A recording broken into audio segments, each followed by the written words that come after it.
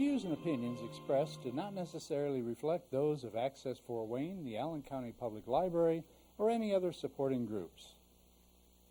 If you'd like to produce a show, call us at 260-421-1250.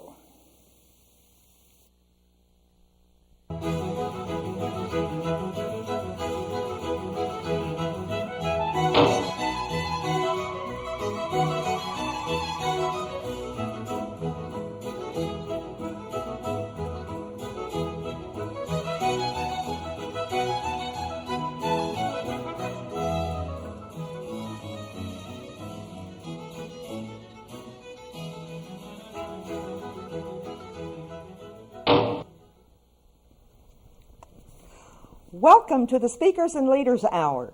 You may wonder why there is an unfamiliar face opening the show. It is with great sadness that we report that co-host Bill Cartwright passed away 3 weeks ago. He will be fondly remembered and greatly missed. He had been instrumental in helping to get this show off the ground and serving as co-host for many years. In addition, our regular host, Dave Wilkins, was just released from the hospital yesterday and is recovering at home. He will be joining us with a live feed shortly, but we dedicate this show to the memory of Bill Cartwright. Tonight's parliamentarian portion of the meeting will focus on bylaws. This is in response to a visitor that we had at a recent meeting of the Bob Lyman Chapter, American Institute of Parliamentarians. With us this evening is Kay Smith, explaining the dilemma that brought her to our meeting. Welcome, Kay. Would you come up and join me? Thank you, Marlene.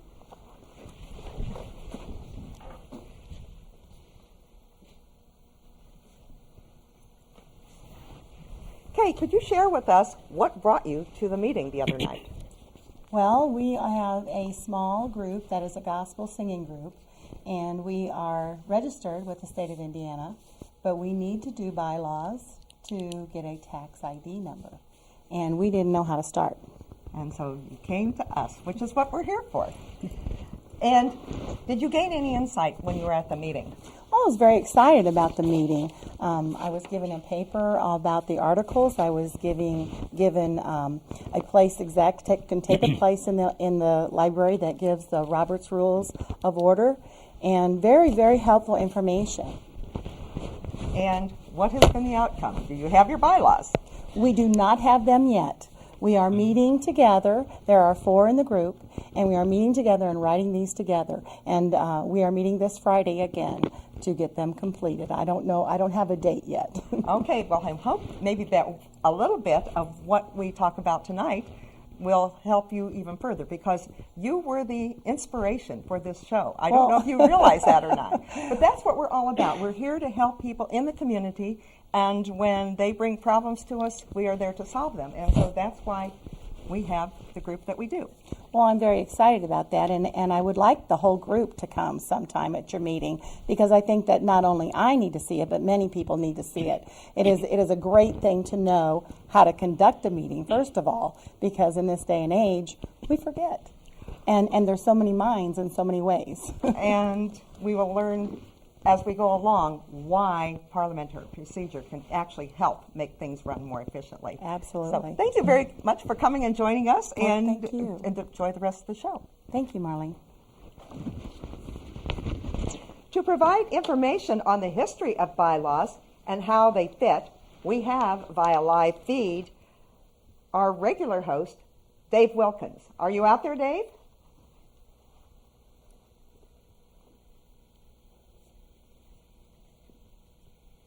Hello, are you there, Marlene? I am here, Dave. Hey, you look pretty good this evening up there at the lectern. I like the configuration of where you got the chairs put together. It looks really good. You know, we have finally solved the problem of this being a call-in show. If people won't call in, we'll call in for ourselves. What the heck? You know, we can do a show this way anytime we want. Well, as I remember at the last meeting when we were talking to Ms. Smith about the program, what we were going to do, you had asked me to talk a little bit about the history and whys and wherefores of bylaws. So I came home and began digging through my various and sundry parliamentary books, and I've come up with some information. about not only bylaws but other things. In fact, there's a rather unusual list of people or hierarchies of structures for organizations, and who would be a parliamentarian if they didn't make a list out of something. So what we're going to do is we're going to start at the very top, and this goes back actually to the Middle Ages. At one time there were warrants, constitutions, and charters. Of course, in today's world, a warrant usually means that you're in trouble for something, but back then a warrant was a guarantee or a right, usually to have something to do with land, either to hold it or to work it or to hire other people to work it for you. And with that warrant went a charter or a constitution. And actually the words warrant, constitution, and charter are pretty much used interchangeably. And actually constitution is pretty much out of the picture anymore, except for some of the traditional old-style fraternal organizations. I'm thinking of like the Orders of the Pythias and perhaps the Masons and the Eastern Star and such. They still have constitutions and are granted a warrant to do their work in their lodges. But newer organizations usually get away with bylaws. And what are bylaws and where do they come from? The interesting word bylaws, the beginning of that word, by, is a term that was used in the Danish Low Countries in Europe during the Middle Ages to indicate that it was a town or a city. And on the perimeter or the edge of the cities where the roads led into town, they tacked up a list of the rules that the people who lived in that town lived by and what kind of a government they had. So rules became laws and eventually it became bylaws. And really the short answer is what bylaws are is the nuts and bolts of an organization. But it's really a little bit more than that because if you've ever put together a bicycle on Christmas Eve or tried to wire up a computer just before the birthdays the next day, you know that you need more than just a wiring diagram. You need some suggestions. And that's where the subsections of bylaws come into play. There are like 7 basic things that bylaws need, anywhere from the beginning of the name of the organization down to who the officers are, where they meet, and so on. But the bylaws will tell you how an organization is structured. Not only does it tell you how it's structured, every member who becomes a member of a group has the right to have a copy of the bylaws. Not only a copy of the bylaws, if you're an officer, you really ought to be given a copy because those technically are the rules that you're playing by. And they're the rules that if you signed on to as a member of a group, you signed on to those bylaws, whether you actually have ever seen them or not, and you're beholden to following what they have to say. Well, going below bylaws that we passed through warrant, constitution, and charter, and now bylaws, below that there are several other authorities that can be used in a meeting. One is standing rules, and then there's precedent, custom, and finally, last but not least, the parliamentary authority. Now, some people would argue that parliamentary authority has more credence than, say, precedent or custom. But since the rules are for your organization and your organizations only, they really, the parliamentary authority is the last and least one at the very bottom. And usually your bylaws will say something like, and all questions not covered in these bylaws will be answered by the parliamentary authority, which is, and in most cases we know it's Robert's Rules of Order. But standing rules are rules that are passed from one meeting to the next, and unless they're repealed by a 2/3 vote, they are enforced at the next meeting and the next meeting and so on until at some point they would be repealed. A standing rule might be something like that we always sing the national anthem at the beginning of each meeting. And precedent, I think we know what that is. That's not the guy that's in the White House right now, although he's quite a hero right now, isn't he? Anyway, precedent is the fact that we've always done it this way. In fact, we may have done it for so long this way that there's no members there that remember when we didn't do it that way. So precedent really has some value in the structure of an organization. And a precedent might be something like, well, every guest gives a minute at the end to talk about something. And we've always done that, and we continue to always do that. That's what it's all about. And custom is very similar to precedent. and as I said, parliamentary authority. Also, an interesting thing I just read, and I'm not sure exactly how it would apply, but in very small groups where everybody agrees, my information actually says that the whole Robert's Rules of Order can be adopted as your bylaws if you wanted it to. But that would seem to be somewhat cumbersome. So I don't know. Oh, anyway, Marlene, those are the questions that I have answered for you. I hope you have any others. Does anybody there at the table have any questions? Does anyone here have any questions? Not at this time. No? Okay. Boy, what a good-looking panel you got there. Hey, Leon, it's nice to see you. I noticed you wait till I'm gone before you come. But it's good to see you there at the panel. Yeah, and look forward to seeing you back soon. Well, I'll be back one of these. I'll be back one of these days. And Mr. Howler there, the sit-in district parliamentarian. I got a nice note today from Alan in the mail and said the business meeting went quite smoothly, and Tom gave some good answers. So that's what it's all about. Anyway, I'm going to hang up here and we'll listen to what you guys have to say for the rest of the show. Congratulations on doing it tonight. I really, really appreciate it. And when I can get back there, I will. And in the meantime, may all your meetings be fair and efficient. This is Dave Wilkinson. Bye-bye. Thank you very much, Dave. We enjoyed having you here. Let's give him a round of applause. How many people would get out of the hospital one day and appear on a TV show the very next day? Next on our agenda, Leon Kowalenko, who is the past president of the local AIP chapter, and he will share the importance of bylaws to particular organizations. Leon? Thank you, Marlene. Good evening to our audience, and Dave, once again, it's good hearing from you. So your club, or you're deciding to start a club and organization, and what do you need as far as bylaws? Well, you could have up to 9 bylaws, and I'm going to just briefly cover what some of those are this evening. First of all, you have to have a name of your organization. It has to be exact, properly punctuated.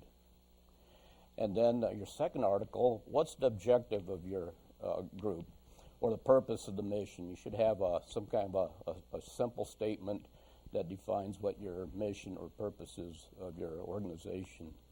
Then the third article is deals with members. You may have different classes of members. You may have student members. You may have lifetime members, associate members. So you might have different classifications depending, once again, on your organization. And you might list qualifications for some of those members. And you should have some kind of contingency for dropping members. You may choose to vote members in. And with that, then you would have the ability to vote them out if, for one reason or another. So you might consider that. Fourth article, the officers. Who are your officers? What are the duties, the terms? And if you're going to have officers, you're going to have to nominate them. So you should have some kind of elections. How often are you going to have elections? And how long are their terms and things like that? So that ought to be written in so people have a good idea of what they're filling.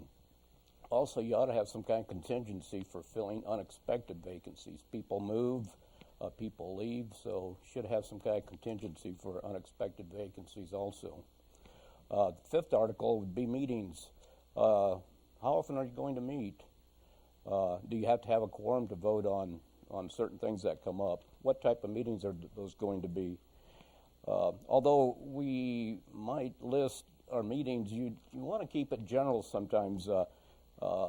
Sometimes you want the ability to be a little more flexible when you're the hours or what day of the month you might meet. If you can keep it kind of general, you may not have to then have another meeting to amend some of your rules. So you need some rules, but try to keep it generic so you have the ability to change without tying yourself down too much. Another article, Article 6, your executive board. What's the composition of your executive board? What's the powers of them? Is there special rules for them? And then committees. More than likely, as things come up, you may have to have committees do some research. So you might have standing committees. So you should have a name for them, who they're comprised of, and the member or the manner of how are you going to select these committees, and then what are the duties of the committees, and how long is their term? Is it just for a particular project, or once again, like I said, there's standing committees, or it could be committees for some specific action. Article 8 talks about parliamentary authority, and it's usually Robert's Rules of Order. So you should state who your parliamentarian authority is for that. And then the last article, amendment of bylaws. We talked about having bylaws, but a lot of times you start an organization, and sooner or later you might have to do an amendment. So you need to discuss that, your procedure to amend it, and things like that. So that is just kind of a brief summary of the 9 articles you might consider. And now I'd like to return control back to Marlene. She might take up sections of some of the bylaws. Marlene? Thank you, Leon. I will go into those just a little bit more as far as the sections of the bylaws. He mentioned, and he was very specific, you have to have the name exactly, including punctuation and everything. It must be exactly as the organization. And I think you're going to find that out when you apply for your EIN number, when you have to have the bylaws. What you apply for under the EIN number must agree with what the bylaws say is your organization's name. You can't tweak it a bit and get away with it. On the object of an organization, and that is an important part of the bylaws. Why does the organization exist? And you need to, and it's usually just a one sentence, but state what the purpose of the organization is. The members, are there regular members? Are there special members? Are there associate members? And different organizations, some have just one class of members, others have various classes, but they need to be spelled out in the bylaws and the rights of each of those classes. Sometimes a class doesn't have any voting rights. They are members and they can attend all the meetings and of the programs and all that, but they have no voting rights. So that will make a difference. The officers, there definitely has to be a president or at least a chair or some person that is in charge of the meetings. And then from there on, and there should be a financial person and someone to record the minutes. So after those 3, then you can pretty much decide what officers fit with your particular group. What are their duties? How are they nominated? Are they nominated from the floor of all the members, or is there a nominating committee, or are the nominations self-nominations? Do they apply for the jobs? In fact, that's one of the, like in Toastmasters, which is the second half of this meeting, there you actually have to file a petition if you want to run for an office at the district level at least. At the club level, sometimes it's whoever is willing to do the job, but many times at the district, as far as I'm concerned, I believe at all district level positions, no matter what the district, they do have to actually file a petition to run for a particular office.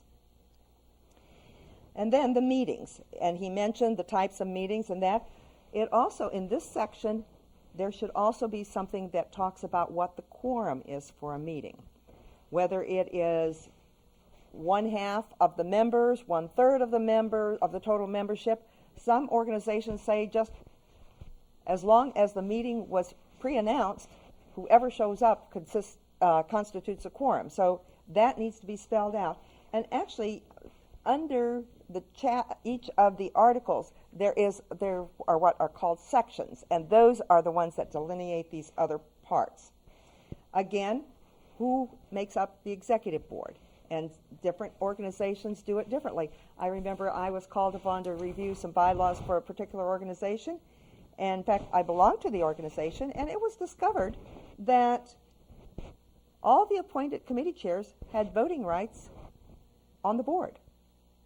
And the president could really stack the deck that way. Needless to say, we got it changed. And it had been like that for probably 40 years. That's great. And so that was one of the things that, so the board's composition and the special rules, and then of course the committees, and this usually are just the standing committees. The special committees are usually not outlined in the bylaws because they don't know when it's going to happen. So that is something that comes up at the last meeting. And then, of course, the parliamentary authority, which is usually Robert's Rules of Order, although there are a couple of others that they could have as their parliamentary authority. And finally, the prescribed procedure for amending the bylaws. How much notice needs to be given? How do they have to be published so everybody knows of the bylaws change? Are they voted on via mail or a secret ballot, or are they done at an open meeting? So these are all the different parts of bylaws, and it's interesting being involved in a number of organizations. I have seen bylaws all over the map. As I mentioned, that one of the organizations actually had appointed people voting members of the board, which I had a great deal of difficulty with, but it is no longer that way. And in others, that sometimes people are designated as board members, and the person who is off the board can still vote, and there are all kinds of weird things out there. So I would encourage anybody who belongs to an organization, as Leon had mentioned earlier, every member has a right to have a copy of the bylaws. So I would recommend that if you belong to an organization and have never seen your bylaws, I would strongly recommend that you ask for a copy and read them and see if they match up with what you think they should have. I think I'm going to have Tom Haller come up and talk just a little bit, because this all happened as a result of Kay coming to a meeting of the Bob Lyman chapter of the American Institute of Parliamentarians. And Tom is our current president, and so I'm going to ask him to share just a little bit about the organization and about our meetings. Thank you, Marlene. And thank you, Dave Wilkins, for making it possible for me to be the parliamentarian at the Toastmaster conference. That was a very unique experience. Trust me, when that first started, there was no one anywhere, no matter how long they'd been married to you or loved you, that more firmly wished you were well and there. But it turned out all right in the end. As to the American Institute of Parliamentarians, or AIP, that is the club that I belong to. And I am not president. Dennis Osborne is. I'm sorry, Dennis. We give full credit to Dennis. We appreciate all the efforts he does, and we certainly appreciate all the efforts that Marlene does. The AIP, which is in fact what the Bob Lyman, the Fort Wayne Club is, traces its roots back in one sense to 1958. It was formed by 48 members. First year at least they had 48 members, all of whom had belonged to the other dominant organization, the American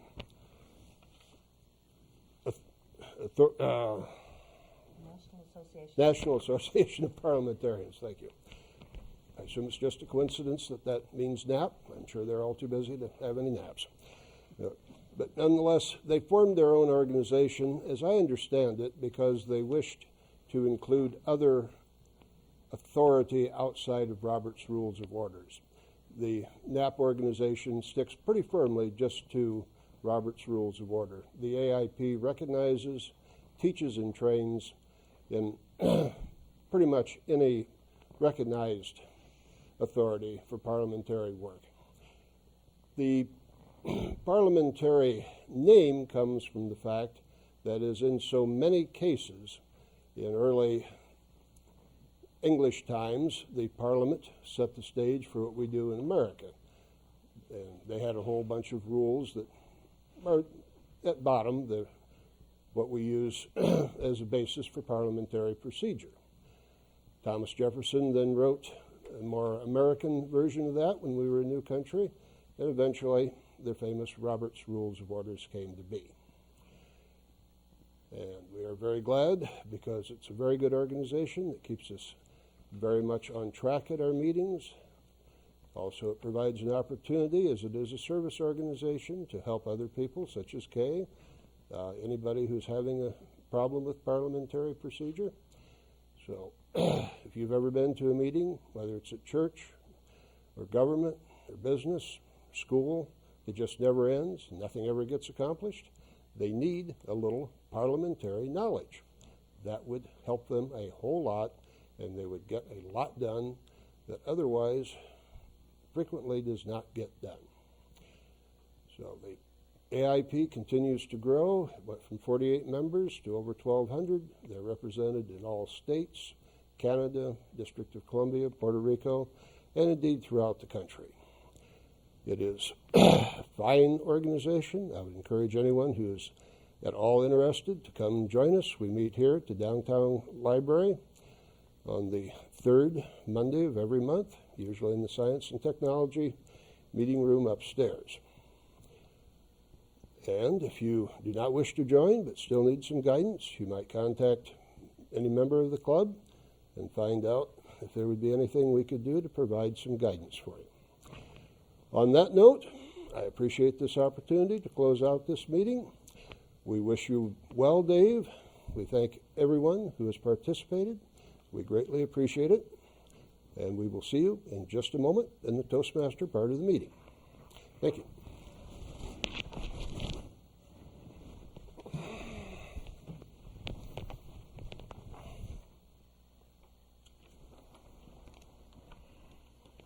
And I think we have just a few minutes yet. Are there any questions? And we haven't had any calls other than Dave, and I would welcome people calling in and asking a question. If you have a parliamentarian type question and you would like it addressed, we will be still here for the second half, or we'll be in the Toastmasters portion, but we can still answer some parliamentary procedure questions, I do believe. Kay, I hope you learned something even tonight again, and we would welcome you to come to our meetings at any time that you would so Thank you. wish. Thank you, Marlene. Do either of you gentlemen have any further comments? I have a few closing remarks otherwise. Go for it. Okay. As Tom mentioned, we would welcome people coming to attend our meetings, whether it be to join our group or whether it be to just come in and ask us questions. We are also available, and Dave included whenever he's well, we are available to go out and meet with groups to answer parliamentarian type questions or parliamentary questions. And so if you would have any interest in having any of us come and speak, I think you could probably either call in now or leave a message here, and I'm sure that they would get the message to us. And that with that, we will be taking a break, and when we return, Tom Haller will serve as your host for the Toastmasters portion of tonight's program. Thank you very much. And now for our next speaker, Stanley Lichner.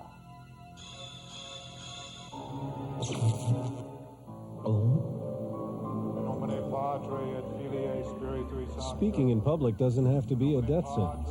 At Toastmasters, we can help you overcome your fears.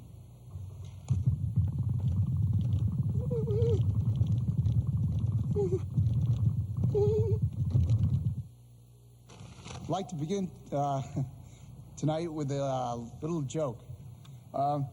This guy, he's a farmer. He says,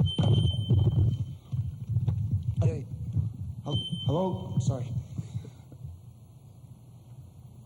But seriously, folks. Speaking in public is no joke. Farmer says, doctor says, chicken says. For help, call Toastmasters, the public speaking support group. The chicken. All the education in the world won't help you get ahead in life if you can't express your ideas effectively. Every day, competition for advancement gets tougher and tougher. You need an edge. A Toastmasters club can give you that edge. A low-cost learning experience for men and women. Toastmasters gives you the confidence to express your ideas to anyone. Get the Toastmasters edge.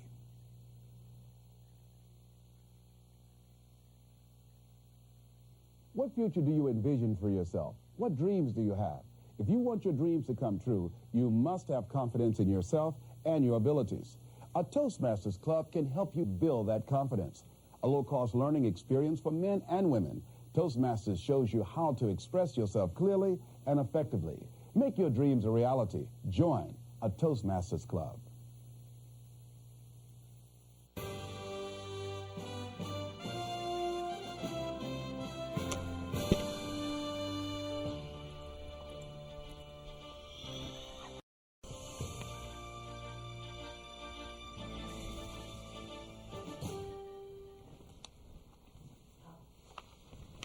Hello, welcome to the second half of our meeting. Appreciate having all of you here. We hope all of you stayed from the first part. If not, this is the Toastmaster portion of the Speakers and Leaders Hour. And let me introduce you to the various members that we have here. Starting at the far end, we have Bob Norris. He is the Division B governor, both this year and next year. And we appreciate that very much.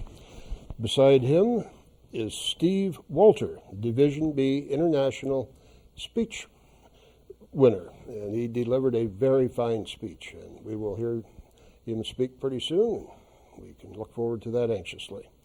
Then we have Leon Kowalenko, who you met previously. And by no means least, Marlene Purdy, who is conducting the last part of our hour. She has stayed with us, and we're very grateful indeed for that. If you would like to have any call-ins, why, they're still welcome, 422-3902. All right, without further ado, we will go right into our speech by Walter, and it will be something for you to look forward to and aspire to. Help me welcome Walter, who will introduce his own speech.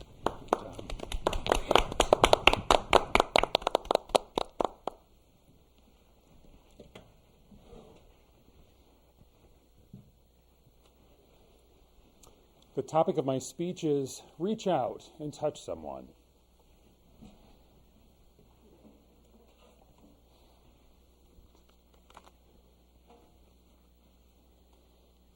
The electric bill, a request for money. One of those mail order catalogs.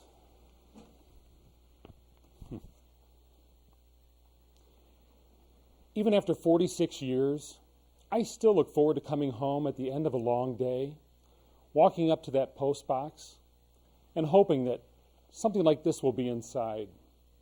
You see, it all began when I was 5 years old, and one of my responsibilities was to watch this little red flag on the mailbox go down. Of course, that was my cue to go outside, collect the mail, and then I would bring it in and set it on the kitchen table for my mother. At that point, I would look up to her with an expression that said, "Anything for me?" You see, back then, I thought that everything that one received in the mail was something exciting, something you looked forward to. How many of you outside in the audience remember getting cards or letters for special occasions, or especially your birthday? The first thing you did when you saw the envelope was you ripped open the envelope, and then you would pull out the card ever so gently, and then you would slowly open that card until something magical came out. Had I known back then what my mother was actually receiving in the mail, well, it would have been like learning the truth about Santa Claus or the Tooth Fairy. Letter writing was always big in my family. My grandmother and her sister were avid letter writers, as was my Aunt Willetta. One of the rituals that I enjoyed most about a visit to my grandmother's was pulling down that binder from which she stored her letters, figuring out where I had left off, and then catching up with what was going on in the family. Truth be told, there wasn't anything that earth-shattering, but it gave you a unique perspective on what was going on in their lives. And even if it was something as simple as what they were planting in the family garden that spring, somehow it was more interesting when you read it in a letter. Communication today, it's just so different. It's so impersonal. I remember when I was growing up, the telephone company had a slogan. It was, reach out and touch someone. Well, I'll give you the fact that there was a novelty to the whole idea about calling someone and listening to their voice over the wires. I remember if there was a special event at school or a sporting event, as you were driving home, you pictured the whole idea about in the car, pulling the chair next to the telephone, and then after a couple rotary dials on the phone, pretty soon you had that familiar voice on the other end of the wires talking to you, and you could share with them something that happened to you even a couple hours ago. But once you hung up that phone, there was no record of that communication. There was nothing to hold on to. Listen to this. Annie Sullivan Macy wrote to Helen Keller, her beloved pupil and lifelong friend, "Your letter and mother's have come at last. I was so glad to get them. I cried." Think about the emotions that one feels when they receive a letter. First, there's the excitement when you receive or see the envelope. That excitement builds once you find out who the letter's from. Anticipation sets in as you begin to think about what it is that that person has to share with you. Warm feelings exude as you hold the letter from which they took time to put pen to paper. Their handwriting, well, it warms your heart because you know that the letter comes from theirs. As you read the letter, it's as if you hear their voice reading the letter to you. And when you're finished, you set the letter down and you think about all those other wonderful times that you shared with that person and why they're so important to you. The best part about a letter, however, is the fact that tomorrow, the next day, or the next, you can pick up that letter and read it and feel those same feelings and emotions all over again. Listen to this. "Oh, Mother, how I long for a letter from you." Princess Alice of England wrote, lonely for her mother, Queen Victoria. "It was a perfect delight to see your well-known handwriting again," Mark Twain wrote to a friend. Communication today, it's just so different. We have the cell phone, which we can now send pictures and we can communicate right there in the moment. We have the internet, email, and even that now seems to be replaced now by texting. I find it interesting to be walking down the street, and as you're approached by a group of people, instead of everyone enjoying each other's company, they all have cell phones glued to their ears, talking to someone else who unfortunately can't be there at the time. The internet, let's face it, 97% of all the email we receive, well, it's either advertisements, the chain email, or it could be a chain letter, which, let's face it, for Toastmasters, it can sometimes be a humorous thought. But for the most part, when we're getting those forwards, it's just mindless drivel.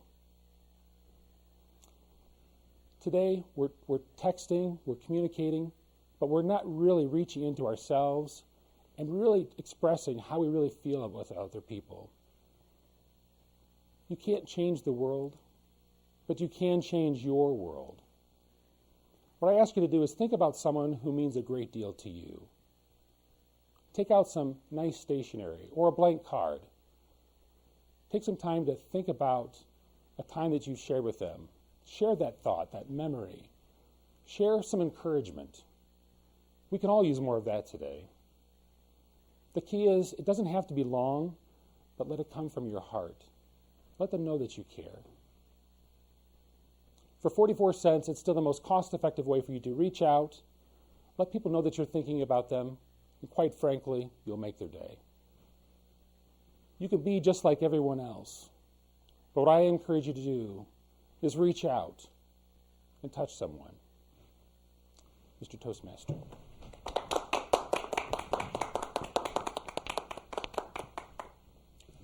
Thank you very much, Steve. Very entertaining and enlightening. I won't say how old I am, but I am so old I can remember when your primary entertainment before TV was listening in on the party line. And you knew what everybody was doing. We really haven't progressed that much in some ways because now you deliberately put it on Facebook and tell everybody everything, whether they wanted to know it or not. All right. Next, we will have Marlene Purdy speak to us. She is a woman of many talents, a vast number of accomplishments. We would not have time to list them all in a mere hour program, but let me tell you that she is a distinguished Toastmaster. She has been a Toastmaster since 1988. She first joined in Bowling Green, Ohio. Ultimately, she ended up serving in 7 clubs at once. That's daunting, at least to a male, perhaps not to a female. In 2001, 2002, she served as district governor for District 28, which encompasses Northwest Ohio, Southeast Michigan, and Southwest Ontario. Last year, she completed her second term as Division B Governor. Division B Governor in District 11. She currently is the Educational Vice President for Bob Lyman Toastmasters Club here in Fort Wayne, and she will be speaking to us about the leadership track. Communication track. Well, she will enlighten us more carefully than I did. Help me welcome Marlene Purdy.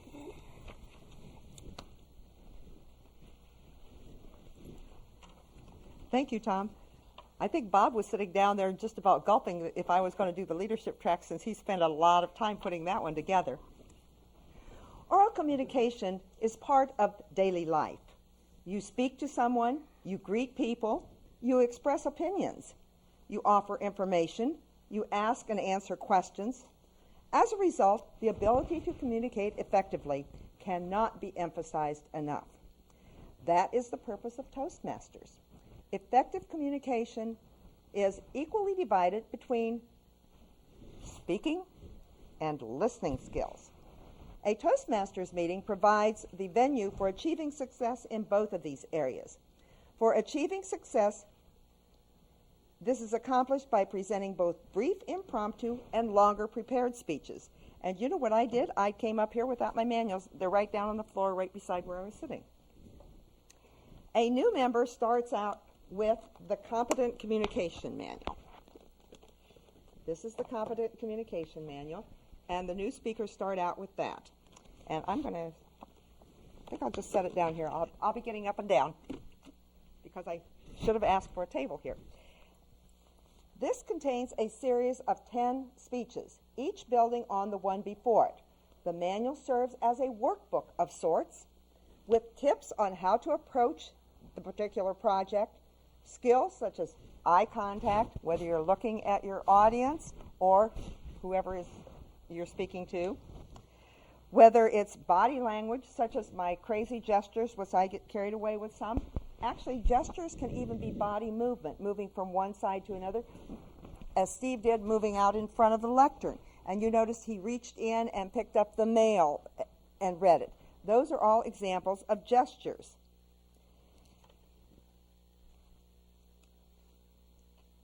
And some of the others are how to organize a speech, how to use vocal variety, whether you're going to have a monotone or whether you're going to have changes in pitch and volume. I think that one of the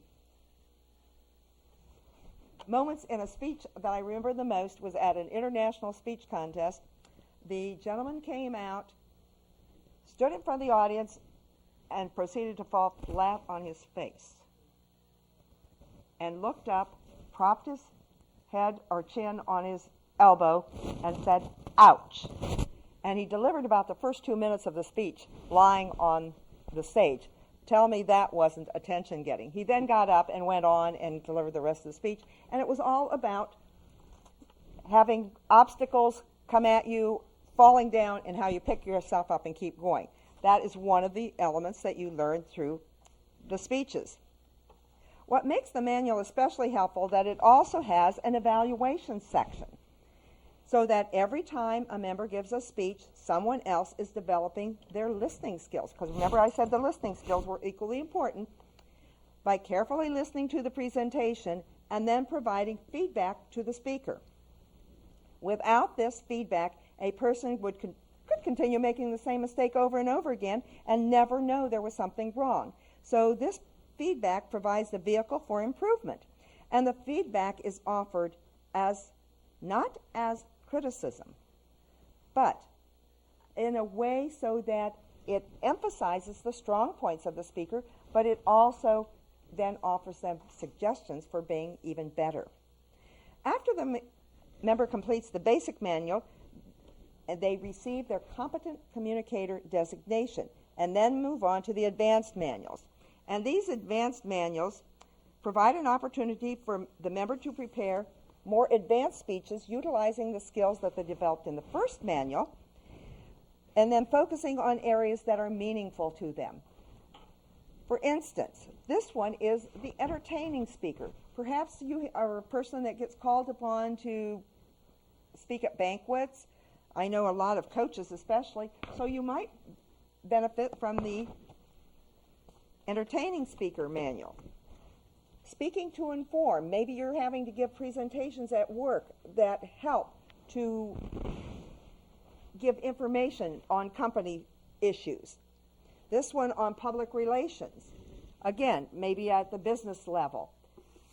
Another one is facilitating discussion. Perhaps you are called upon to lead discussion for your church. Maybe you're an officer in the church and you have to lead discussion occasionally. This one is specialty speeches. Some of them talk about giving toasts, and every once in a while people will be called upon to give toasts at weddings and that kind of thing. So all these advanced manuals help emphasize those particular skills. Many members utilize these manuals outside of Toastmasters all the time. In addition to the prepared speeches, impromptu speaking through table topics is an important part of Toastmasters. Through practice, these mini speeches help the member develop skills in learning to think on their feet. You have all heard the expression, you never get a second chance to make a first impression. This is especially true during a job interview, maybe meeting your prospective spouse's parents for the first time, maybe your date, you have never met his or her parents. Table topics helps one learn to organize their thoughts quickly. So whether you need to improve your speaking skills or to become a better listener, Toastmaster can be a big help. Mr. Toastmaster.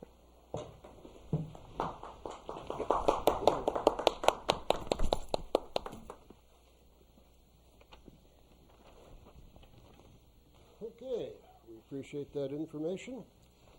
And there are indeed two parts to Toastmasters. One is communication, which Marlene has just addressed. The other is leadership, which will be addressed by Bob Norris. Bob Norris is an advanced communicator gold and advanced leader bronze. This is a very, very good thing to be. That happens to be what I am. He is a member of the Bob Lyman Toastmasters and also the Fort Wayne Toastmasters. He's the Division B governor for 2010-11, the Area 21 governor for the same time period, and Division B governor for 2011-2012. Tonight, Bob is sharing with us about the other important part of Toastmasters, leadership. The speech title is, Why is the Competent Leadership Manual Important? Help me welcome Bob.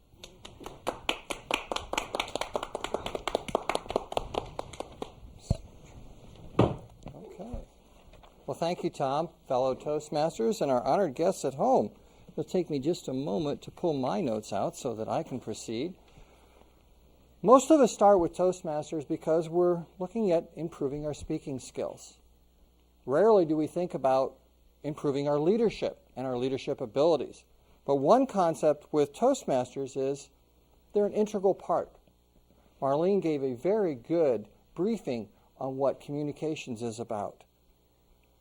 But also with Toastmasters, as we talked about with leadership, we have speech evaluators, we have table topic speakers, counters, grammarians. We have basically support roles. But as you find, these are much more than support roles. They go into actually helping form the meeting. Evaluation is a key part of a meeting, and part of what you do in learning to evaluate is actually learn to listen better, as Marlene told us. The leadership book has basically 10 projects in it. Now, it's a little more complicated than just 10 projects.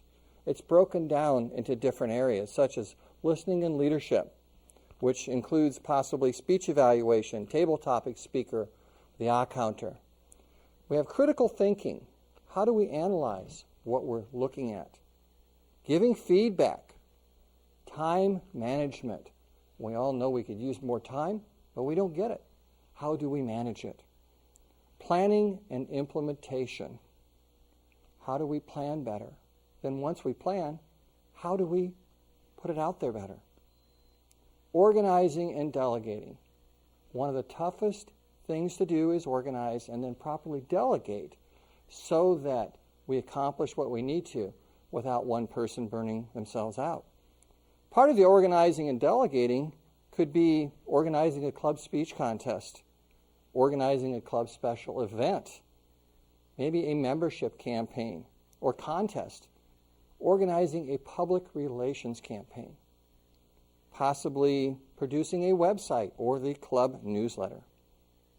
Then we look at developing facilitation skills.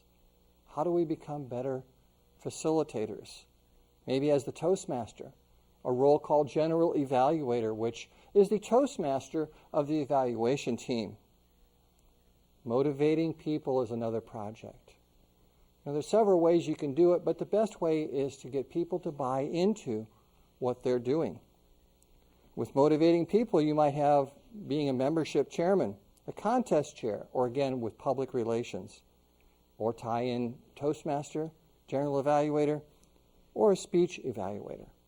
And you notice it's emphasized about being a speech evaluator because evaluation might be thought of as telling you what you did very well, how you can improve, and then wrapping it up with something positive. So you feel like you want to come back versus feeling like you just got hit in the gut. Mentoring people. One of the beauties of Toastmasters with leadership is that you are assigned a mentor when you become part of a club. And as you grow and develop with Toastmasters, then a new member comes in and you're the mentor. So it keeps the growing going and building like a long, beautiful chain. Team building. We all know teams are better than just one person doing anything. I'm sure some of you have seen where one person tried to do the whole thing themselves, and in the process, what happens? They run out of gas. They fail. So if we build effective teams, it helps us be better.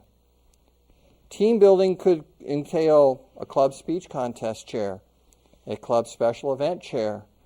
It could include serving on a newspaper as an editor or the club webmaster. Oftentimes, these things that help us to become better speakers in the process of becoming better leaders. And often we don't even notice we're becoming better leaders, but our fellow Toastmasters will comment on it. And even people in our community will note, wow, what's going on? How come you're doing things so much better? This comes about, sometimes people feel like, I really don't want to do this. But it is a very valuable part, because to make a meeting flow well, we all have different jobs. So the Competent Leader Manual also gives us recognition, and it is one more step in growing towards the eventual step that all Toastmasters hope to attain someday, which is called DTM, Distinguished Toastmaster, or some of our crew say, don't time me, and that is the ultimate award that you can receive from Toastmasters. Competent Leadership Manual is a very important and integral part of Toastmasters. And I will now return control to our Toastmaster, Mr. Tom Haller. Thank you very much, Bob. We appreciate those words of wisdom. Time flies when you're having fun. I believe in the interest of time, we will have the rest of the speakers speak from their seat.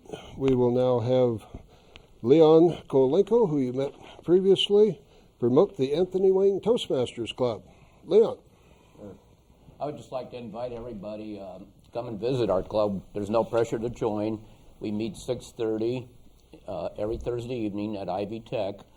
I know Ivy Tech is spread out. We're on the main campus on Coliseum Boulevard, room 1550, 1550. Like I said, we meet from 6:30. A lot of people come around 6 o'clock. They'll bring a snack with them and socialize before the group meets. We're allowed to have a snack in the classroom, and we'd love for you to come and see what we do, and I think you'd really enjoy our program. Once again, Thursday, 6:30 to 8 o'clock. Thank you, Leon. We will hear again from Marlene Purdy, who will be promoting her club, the Bob Lyman Toastmasters. Yes, Bob Lyman Toastmasters meets on the second and fourth Monday at Pizza Hut at North Crest. We usually try to get there about 5:30, and at that time we can eat, and at 6:30 we actually start the meeting. And so come and join us at Pizza Hut, North Crest, Bob Lyman Toastmasters. Thank you very much. Just for clarification, in the Fort Wayne area, all evening Toastmaster meetings start at 6:30. And finally, Bob Norris, would you like to discuss anything going on in division? Well, actually, I would like to give the last bit of time to Steve Walters so that he could tell us about the Bear Field Club. Thank you, Bob. The Bearfield Toastmasters meets every Tuesday except for the second Tuesday of every month at the Penguin Point in Waynedale. And we would gladly welcome you. I will tell you that I'm 1 month shy of my first anniversary with Toastmasters, and it's been a wonderful experience. I will tell you that everyone is very supportive and welcoming, to your point. And I will tell you, one of the best decisions that I've made to join Toastmasters, so I'm very excited about that. And I'll tell you that Bob has been very supportive too, and it's been a pleasure to know you for nearly a year as well. Thank you. Thank you very much. I believe we still have a little time. Bob, did you have anything you want to say? I'd just like to say that in Indiana, in the Fort Wayne, Allen County area, we have about 18 different clubs. And all of these clubs don't meet in the evening. There's some of them that meet in the morning at 7:30. There's some of them that meet around lunchtime. Feel free to attend our clubs. Feel free to find the one that works best for you. You feel most comfortable, what works with your schedule. You can go to the Toastmasters website, put in the search box, locate clubs. It will come up with a link and ask you for your zip code, how many miles you want to travel, whether it's an AM or PM club, and find what works best for you. But if you aren't attending Toastmasters, you are doing yourself a disservice because they can be a lot of fun while having a great learning experience. We are out of time. We'd like to thank the very many people who have been so helpful to us behind the scenes that we could not possibly do it without you. We really miss you, Dave. Get well quickly. You'd like to turn back to us as soon as possible. And on that note, I shall say goodbye.